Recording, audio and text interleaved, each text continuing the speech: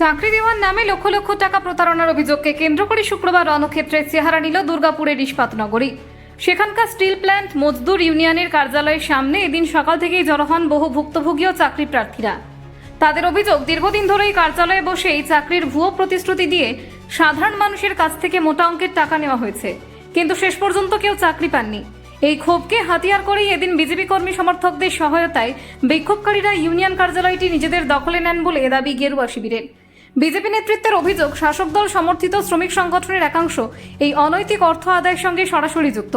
ঘটনার খবর পেয়ে দুর্গাপুর থানার পুলিশ এসে পরিস্থিতি নিয়ন্ত্রণে আনে এবং তদন্ত শুরু করেছে। আপনারা কি করলেন এখানে এসে?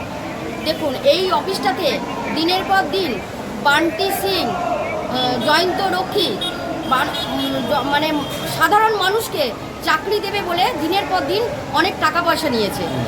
টাকা পয়সা নিয়ে ওনাদেরকে চাকরি তো দেয়নি, এখন আরও তাদেরকে কি করছে, যারা প্লান্টে কাজ করতো তাদেরকে বার করে দেওয়া হচ্ছে। আজকে আমাদের একটাই দাবি, যারা চাকরি পয়সা নিয়ে তাদের কাছে যে চাকরি দেওয়া হয়নি, আমরা চাইছি তারা কাজ করুক, আর নয়তো তাদের টাকা পয়সা ফেরত দেওয়া হোক। কেন এই জিনিসটা করেছে? আজকে আপনারা কি এটা কি দখলে নিলেন নাকি? অবশ্যই নিয়েছি, কেননা এখানে দিনের পর দিন দুর্নীতি হবে, চলবে, মানুষকে প্রলোভন দেখাবে, দেখিয়ে টাকা পয়সা নেবে, এটা হতে দেওয়া যাবে না।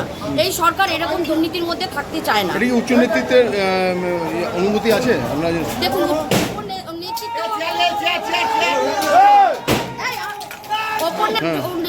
এখানে যারা সাধারণ মানুষ আছে, যারা 100 দিনের কাজ করে, তাদের আজকে ইয়েতে অনুমতিতে এই জিনিসটা হয়েছে। তারা চাইছে না, হ্যাঁ, তাদের সমর্থনে তারাই চেয়েছে। এবার ওপর নেতৃত্ব আমাদের এরকম দল আমাদেরকে বলে না যে তোমরা এইসব কাজের সাথে যুক্ত থাকো, কিন্তু যারা 100 দিনের শুধু দখল করে রাখলেন, মানে ভাঙচুর তো কিছু হয়নি? না না না, ভাঙচুর কিছু হয়নি। আমরা শুধু দখল করে রাখলাম এই কারণে, এই কাজ যেন দিনের পর দিন এই কাজ যেন আর না চলে। আমরা চাইছি। আপনার নাম? আমার নাম সুমনা ভট্টাচার্য, আমি এক্স ডিস্ট্রিক্ট মহিলা মোর্চার ভাইস প্রেসিডেন্ট। দেখুন, আমি ওই আইনটিটিউসির সঙ্গে ডাইরেক্টলি যুক্ত নই। ওই অফিসটা দুর্গাপুর স্টিল প্ল্যান্টের অ্যালোটেড, ওখানকার ইউনিয়নের জন্য একটা অ্যালোটেড অফিস। সেই অফিসে আমি এইমাত্র খবর পেলাম, আমি নিজে কোর্টে কাজে ব্যস্ত এই মুহূর্তে আমি এটা খবর পেলাম। আমরা যোগাযোগ করলাম এবং জানতে যেটা পারলাম যে বিজেপির কিছু দুষ্কৃতী বা ক্যাডার, তারা এই অফিসের ভিতর ঢুকে, তালা ভেঙে ঢুকে চুরি বা ডাকাতির উদ্দেশ্যেই তারা কিছু ধরে নিতে হবে। এবং শুনলাম যেটা, যে সেখানকার জিনিসপত্র সমস্ত ভাঙচুর করে সেখানে যে সমস্ত মূল্যবান জিনিসপত্র আছে সেগুলো তারা চুরি করে নিয়ে গেছে। তো বিজেপির এই চুরি করা আর বিজেপি, এটা তো সমার্থক শব্দ, এটাতে কোনো দ্বিমত আমার নেই। কারণ যারা দিল্লিতে আপনারা দেখতে পেয়েছেন 605 কোটি টাকা চুরি হয়েছে, ওই বিজেপির নেতৃত্বেই হচ্ছে। এখানে আমাদের অফিসগুলো ভাঙচুর এবং এখন চুরিতে নেমে পড়েছে।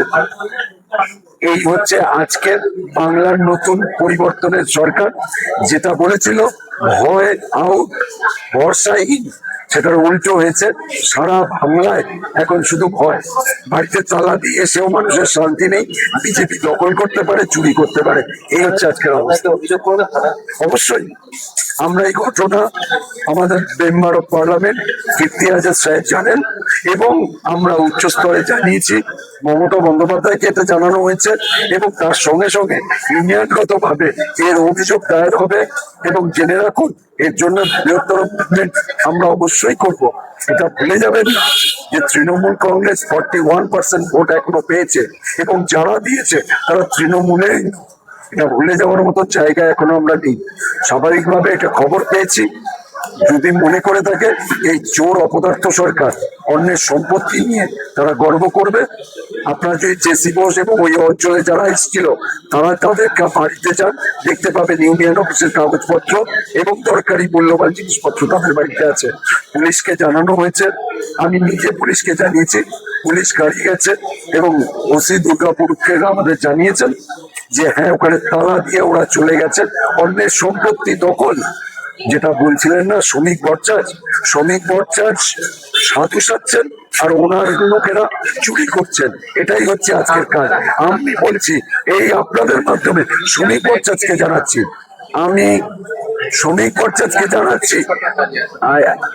আপনাদের মাধ্যমে জানাচ্ছি যে তিনি ব্যবস্থা নিয়ে দেখান যে তিনি সৎ রাজনীতি করেন।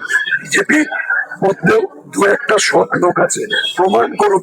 চ্যালেঞ্জ দিচ্ছি শুভেন্দু অধিকারী এবং শ্রমিক ভট্টাচার্যকে, ওনারা প্রমাণ করুন যে এর বিরুদ্ধে ব্যবস্থা নিয়ে তাদেরকে জেলের ভিতর ঢুকিয়ে প্রমাণ করুন আইনের শাসন আছে। আবার বলছি এই ক্ষমতা তাদের নেই, তার হাতে বাংলা নেই, বাংলা এখন অরাজক অবস্থায় চলছে। একদম পরিষ্কার ভাষায় বলছি, আমরা এর বিরুদ্ধে লড়াইতে নামছি।